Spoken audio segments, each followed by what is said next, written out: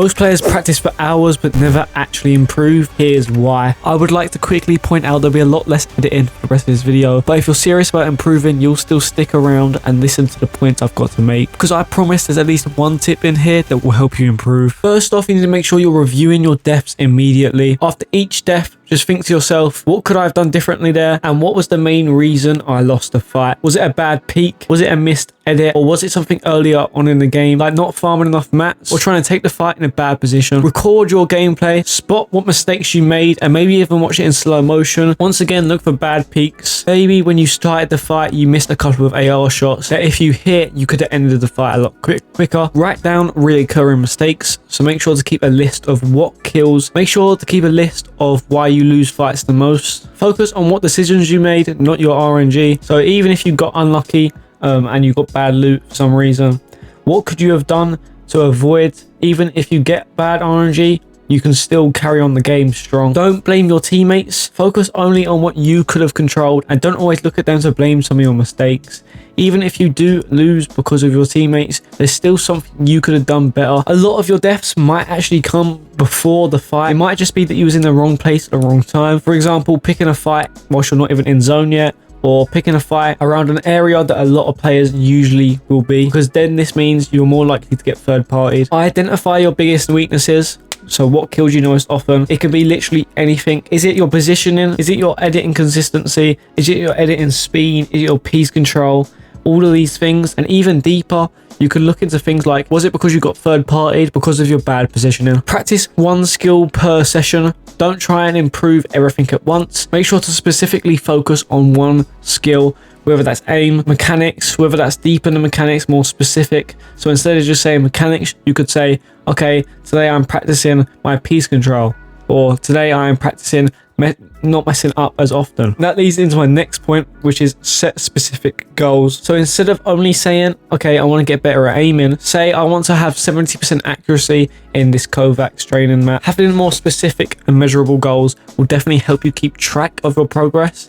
And because you're keeping track of your progress, you can see what you need to do and what you need to improve on. Use creative maps for specific skills. For example, I am in Raider 464's map right now, and let's say I wanted to learn how to pre-fire. I can come over to the comp section, go to pre-fire practice, and use this map to specifically train pre-fires. And this doesn't just go for pre-fires, it goes for anything. We have peak training, there's clutch practice, edit training, headshot box fights, and there's several different sections as well. So using Raider 464's map will definitely help, and you can see the code at the top of the screen now, so just pause and type that in if you need it. Time your practice. So 30 minutes of focused practice is actually better than 2 hours of mindless grinding. So make sure that you're not just playing for 2 hours randomly. Make sure that when you are playing, you're focused on one specific thing, or you're focused on actually practicing and improving. Track your progress, so make sure to keep notes on your improvement over time. Track your tournament placements in Kovacs, or even something like this. Track how accurate you are being. Track if you're getting more consistent at editing and building. Track all these really small but specific things, because over time you'll be able to see your own improvement, which will then also keep you more motivated. Also, don't practice when you're tilted. If you're mad or whatever, don't try practice, because you'll probably just build bad habits when you're frustrated. Focus on your weakest areas, so don't just practice what you're already good at. You need to use what you found earlier when looking for your weaknesses, and make sure you're training them, not just training what you're already good at. And this is hard for a lot of people, because everyone likes training the things they're already good at, and no one likes training things they're bad at. Warm up with intention. So warm ups should also be very specific. Don't just mindlessly do some aiming. Make sure you're focusing on the specific weakness that you saw before. Make sure when you're practicing things like free building, you want to start with slow and accurate movements. So let's say you're practicing how to edit and build fast. Don't instantly go into just spamming stuff, because you won't be able to do any of it. You'll just be messing up over and over. You want to start slow, so you build good habits and good crosshair placement. And also, if you can't go slow, or you're finding it hard to go slow, just go into Raider 464's map, put the speed to 50%, and just practice that crosshair placement. By doing this, you'll build really good habits, and you'll be able to edit faster. And then after you reset it, you might feel a bit slow. So what I like to do is I go to 150%, and then I do a bit of practice on this. for a couple of minutes, and then I'll go right back to 100%. And when you go back to 100%, you'll feel really slow and be able to edit really well. Make sure to have things that are very similar in your warm-ups every single day, so you can consistently build muscle memory. Warm up not just your mechanics, but also your game sense too, especially on tournament days. Watch your recent gameplay, and also watch meta changes, and also watch pro gameplay. All three of these will definitely help you, and doing it before you're about to play is even better, because all of that then it gets stuck in your brain. Don't ever skip a warm-up. Even just doing 5 minutes of warming up is better than just jumping straight into a game. And it also will just help you improve much more over time, because even if you do not do your routine, you'll still have that small bit of improvement. And the difference between doing a warm-up and just trying to learn in game is that you're not going to be able to practice these kind of things in game without getting taken out. And when you get taken out in a real match, you've then got to wait ages and ages till you get into that situation again, if you ever do. You've got to load back into the game, you've got to drop back in, you've got to do all these things. Whereas like this, you'll get way more repetition, and you'll do the same thing over and over at a very fast pace.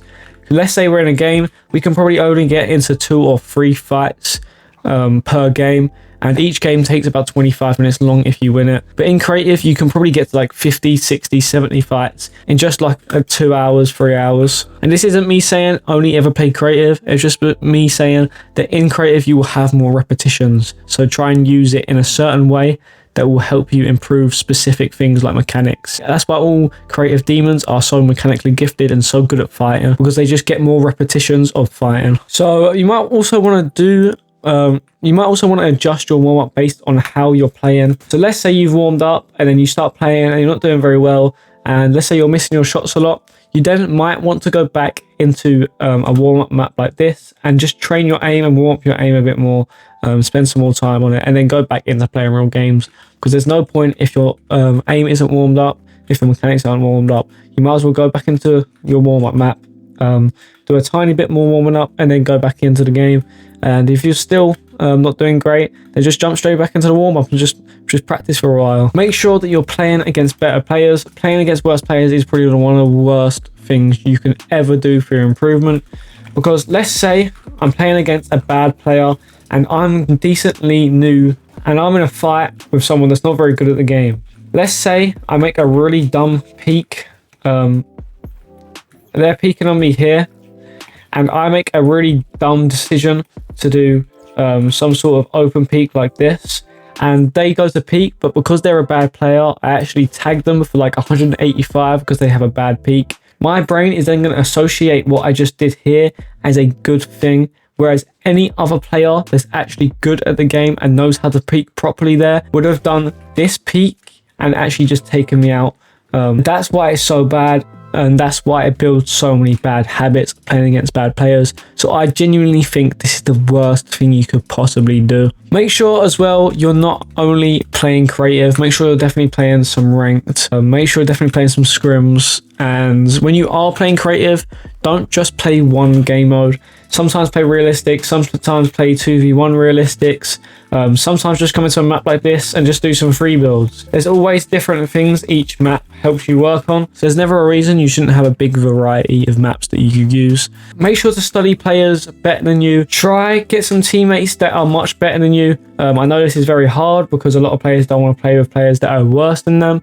But getting teammates that are better than you is incredible. Or not even teammates, just people that you can speak to and have around you that can help you improve and just tell you what you're doing wrong. Also, when you're learning from better players, don't just copy everything they do. Just take parts of what they do and adjust it to your playstyle. Focus on process, not results. So good decisions lead to good outcomes. This is basically me just saying, don't let yourself get trapped into just playing for fun.